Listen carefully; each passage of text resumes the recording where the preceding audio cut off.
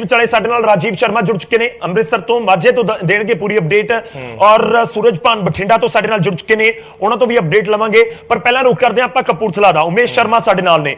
ਔਰ ਕਪੂਰਥਲਾ ਦੀਆਂ ਸੀਟਾਂ ਬੜੀਆਂ ਦਿਲਚਸਪ ਰਹੀਆਂ ਇਸ ਵਾਰ ਉਮੇਸ਼ ਦੁਆਬੇ ਦਾ ਦੱਸੋ ਪੂਰਾ ਕੀ ਕੁਝ ਤੁਹਾਡੇ ਕੋਲ ਸਾਰਾ ਇਸ ਸਮੇਂ ਕੱਢਿਆ ਜਾਵੇ ਕਿਉਂਕਿ ਕਪੂਰਥਲਾ ਦੇ ਵਿੱਚ ਰਾਣਾ ਗੁਰਜੀਤ ਸੁਲਤਾਨਪੁਰ ਲੋਧੀ ਦੇ ਵਿੱਚ ਰਾਣਾ ਗੁਰਜੀਤ ਦੇ ਬੇਟੇ ਉਧਰੋਂ ਭਲੱਥ ਦੇ ਵਿੱਚ अपने सुखपाल खैरा वर्सेस जगीर कौर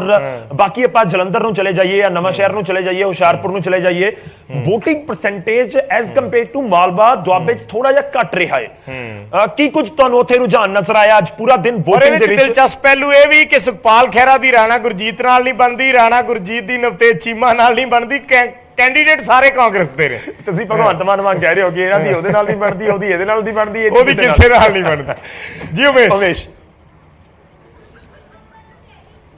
ਪਹਿਲਾਂ ਤਾਂ ਵਿਜੇ ਤੇ ਗੌਰਵ ਸਲਾਮ ਹੈ ਪੰਜਾਬੀਆਂ ਨੂੰ ਤੇ ਨਿਊਜ਼ 18 ਵੱਲੋਂ ਵੀ ਧੰਨਵਾਦ ਸਾਰੇ ਪੰਜਾਬੀਆਂ ਨੂੰ ਸੁੱਖ ਸ਼ਾਂਤੀ ਨਾਲ ਇਹ VOTING ਨਿਬੜ ਗਿਆ ਜਿੱਦਾਂ ਜ਼ਿਕਰ ਕਰ ਰਹੇ ਸੀ ਇਹ ਸਲਾਮ ਬਣਦਾ ਵੀ ਹੈ ਔਰ ਦੂਜੀ ਗੱਲ ਜਿਹੜੀ ਵਿਜੇ ਨੇ ਜ਼ਿਕਰ ਕੀਤਾ ਕਿ ਖੈਰੇ ਦੀ ਰਾਣਾ ਨਾਲ ਨਹੀਂ ਬਣਦੀ ਰਾਣੇ ਦੀ ਨਵਤੇਜ ਚੀਮਾ ਨਾਲ ਨਹੀਂ ਬਣਦੀ ਮੈਂ ਸਵੇਰ ਤੋਂ ਰਾਣਾ ਗੁਰਜੀਤ ਦਾ ਵੀ ਇੰਟਰਵਿਊ ਕੀਤਾ ਨਵਤੇਜ ਚੀਮਾ ਦਾ ਵੀ ਕੀਤਾ ਹੁਣੇ ਥੋੜੀ ਦੇਰ ਪਹਿਲਾਂ ਰਾਣਾ ਗੁਰਜੀਤ ਦੇ ਬੇਟੇ ਰਾਣਾ ਇੰਦਰ ਪ੍ਰਤਾਪ ਦਾ ਵੀ ਕੀਤਾ शब्दी बाण तीखे बाण वरत रहे ने राणा का मैं जिक्र करा राणा गुरजीत का मैं जिस पोलिंग बूथ से खड़ा है वो सब तो वड्डा है कपूरथले का पोलिंग बूथ है मंसूरवाल दोना इत्थे 6 बूथ ने ठीक है जी परसेंटेज आप हुण कड्डांगे लेकिन मैं जिक्र करदा जदों मैं सुल्तानपुर लोधी भी जाके थोड़ी देर पहला आया और गल की है कि नवतेज चीमा नूं दो नाल लड़ना पै रहा है उत्थे भी एक लोग चर्चा कर रहे सी खाली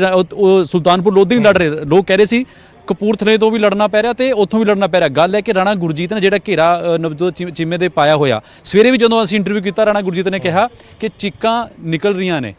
कि 10 नूं पता चल जाएगा कौन किन्ने पानी है मैं और मैं क्वेश्चन भी किया कि तुहाडा बेटा तुसीं कांग्रेसी अगेंस्ट तुसीं दूजे उम्मीदवार भी कांग्रेस के उम्मीदवार ते अगेंस्ट अपना बेटा उतारिया तो साफ कहा कि काबिल सीगा लोगों ने कहा जी लड़ो तो मेरा बेटा उत्थे लड़ रहा है जदों मैं नवतेज चीमा दा इंटरव्यू किया उन्होंने कहा कि दोनों प्यो पुत्तां दी चिक्खां कढ़तियां सी जबकि वो भी आरोप प्रत्यारोप यानी कि एलीगेशन ते एलीगेशन हुण शाम नूं राणेंद्र कहंदे जी ये तो पता लग जाऊगा 10 तरीक नूं चीका किहदी निकलिया ने लेकिन इत्थे गल करिए चौतरफा मुकाबला है राणा गुरजीत दा गढ़ रहा है कपूरथला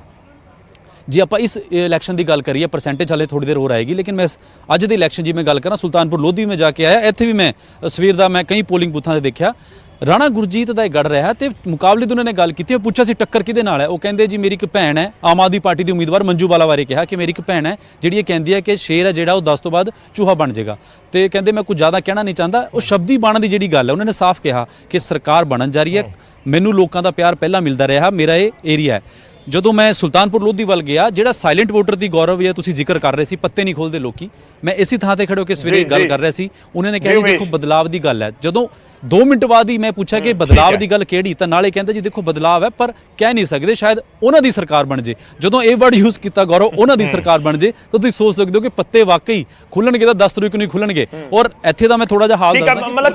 चैलेंज है देखो उमेश ये सारे समझ रहे ने कि इन्ना सौखा भी नहीं दावे जो मर्जी करते रहिए 100 आ रही 50 आ रही 2/3 मेजोरिटी आ रही है साडी सरकार बन रही है पर इन्ना सौखा नहीं है मैं अपडेट कर दूं देखो पूरे कपूरथला दे विच 62% वोटिंग 5 वजे तक हुई है विजय ਉਹਦੇ ਵਿੱਚੋਂ ਇੱਕ ਸੀਟ ਜਿਹੜੀ ਸੁਲਤਾਨਪੁਰ ਲੋਧੀ ਦੀ ਹੁਣ ਤੁਸੀਂ ਨਵਤੇਜ ਚੀਮਾ ਵਾਲੀ ਕਹੋ ਜਾਂ ਰਾਣਾ ਇੰਦਰ ਪ੍ਰਤਾਪ ਵਾਲੀ ਕਹੋ ਉੱਥੇ 68% ਵੋਟਿੰਗ ਹੋਈ ਆ ਪੂਰੇ ਕਪੂਰਥਲੇ ਜ਼ਿਲ੍ਹੇ ਦੇ ਵਿੱਚ ਸਭ ਤੋਂ ਵੱਧ ਵੋਟਿੰਗ ਉਸ ਸੀਟ ਦੇ ਉੱਤੇ ਹੋਈ ਹੈ ਇੰਟਰਸਟਿੰਗ ਹੈ ਕਿ ਉੱਥੇ ਬਦਲਾਵ ਵਾਲੀ ਸਥਿਤੀ ਹੈ ਜਾਂ ਫਿਰ ਕੀ ਸਥਿਤੀ ਹੈ ਜਾਂ ਆਪਸੀ ਟਸਲ ਦੇ ਵਿੱਚ ਉਧਰ ਨੂੰ ਵੋਟ ਪਰਸੈਂਟੇਜ ਵਧ ਰਹੀ ਹੈ ਆਪਾਂ ਰੁਕ ਕਰ ਲੈਨੇ ਆ ਹੋਰ ਵੀ ਆਪਣੇ ਸਹਿਯੋਗੀ ਨਾਲ ਆਪਣੇ ਜੁੜੇ ਉਮੇਸ਼ ਕੁਝ ਕਹਿਣਾ ਚਾਹ ਰਹੇ ਨੇ ਉਮੇਸ਼ ਸਮਾਂ ਬਹੁਤ ਘੱਟ ਹੋਏਗਾ ਛੋਟਾ ਜਿਹਾ ਕਮੈਂਟ ਤੁਹਾਡਾ सुल्तानपुर लोधी की परसेंटेज की गल करिए 68% हुणे मैं जदों जाके आया तो ये भी उत्थे गल देखिया जदों राणा इंਦਰ प्रताप नाल गल कीती है लोकां नाल भी वो कहंदे 95% जी कांग्रेस है नवतेज चीमा नाल सीगी और राणा इंਦਰ प्रताप नाल खड़ी हुई है दावे हैं लेकिन उत्थे मैं जदों टेंट देखे लगे देखे वाकई कई चीज़ों की जगह भी नहीं नज़र आई कि सिर्फ उत्थे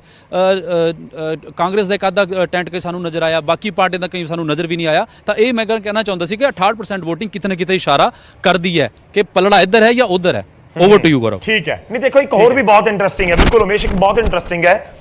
कि वाकई नवतेज चीमा की टिकट कांग्रेस नहीं कट सकी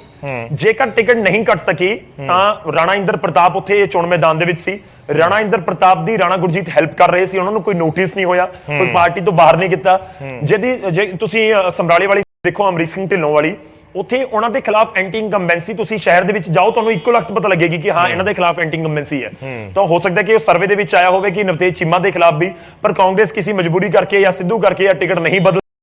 ਔਰ ਇਸ ਕਰਕੇ ਉਹਨਾਂ ਨੇ ਕੋਈ ਸੇਫ ਸਾਈਡ ਲਈ ਕਿ ਠੀਕ ਹੈ। ਗੌਰਵ, ਰਾਣਾ ਦੇ ਕਾਂਗਰਸ ਬੇਟੇ ਨੂੰ ਪਿਛਲੇ ਵੀ ਆਉਣ 3-4 ਮਹੀਨਿਆਂ ਤੋਂ ਦੇਖੀਏ ਤਾਂ ਮਜਬੂਰੀਆਂ 'ਚ ਹੀ ਫਸੀ ਨਜ਼ਰ ਆ ਰਹੀ ਹੈ। ਜਿਸ ਤਰੀਕੇ ਦੀ ਬਿਆਨਬਾਜ਼ੀ ਜਾਂ ਕਾਂਗਰਸ ਦੇ ਅੰਦਰ ਜੋ ਭੰਨ ਤੋੜ ਹੋਈ ਸਾਰੀ, ਉਹ ਮਜਬੂਰੀਆਂ ਦੇ ਤਹਿਤ ਜਾ ਕੇ ਹੋਈ ਕਿਤੇ ਨਾ ਕਿਤੇ।